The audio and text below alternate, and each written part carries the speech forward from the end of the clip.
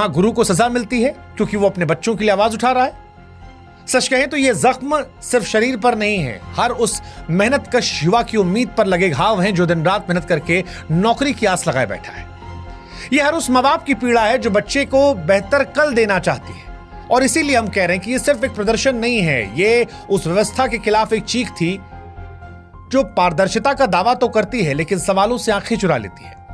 जब गुरु और शिष्य दोनों सड़कों पर हों और उनके हिस्से में लाठी आए तो साहब सिर्फ सवाल परीक्षा का नहीं रहता है, फिर सवाल पूरे सिस्टम से उठता है कि कैसा देश है, कैसा लोकतांत्रिक देश है जहां पर न्याय मांगना गुनाह है।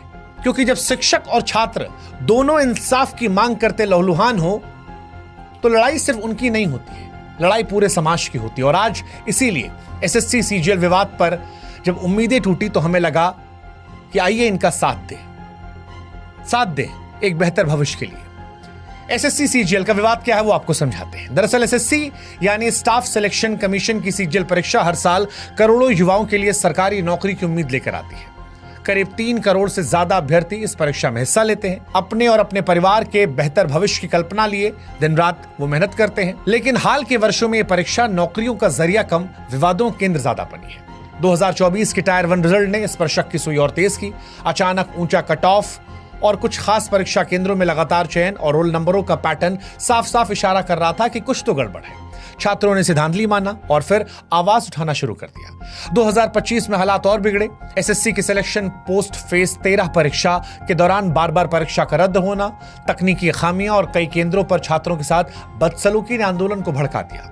हजारों अभ्यर्थियों और शिक्षक दिल्ली चलो आंदोलन के तहत दिल्ली के जंतर मंतर और कई और इलाकों पर प्रदर्शन करने पहुंचे, न्याय की मांग कर रहे थे। लेकिन इस न्याय की मांग के बीच में इन्हें लाठियां, गिरफ्तारी और इनके गुरुओं की पिटाई को देखना पड़ा।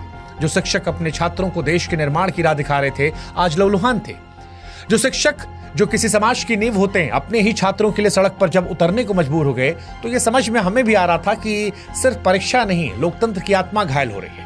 और नीतू मैम, अभिनय शर्मा या भोला यादव, आदित्य रंजन, ये आज सिर्फ एक कोचिंग सेंटर के शिक्षकों के नाम नहीं थे, ये उस आवाज का प्रतीक थे जो छात्रों की उम्मीदों के लिए आज सामने आए थे।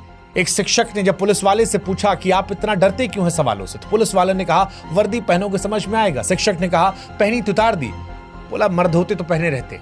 इस तरह के शब्दों का चयन शिक्षक को लेकर मर्दानगी का जिक्र करना, समझ नहीं आ रहा था कि किसे बचाया जा रहा है, किसे छिपाया जा रहा है, क्योंकि हक की बात करना कहां से गलत हो जाता है। वो पुलिस वाला भी जो नौकरी कर रहा है उसे भी किसी ने पढ़ाया होगा। और क्या बात रखने के लिए डंडा पड़ेगा? शिक्षकों का यह आरोप था कि एसएससी ने जिस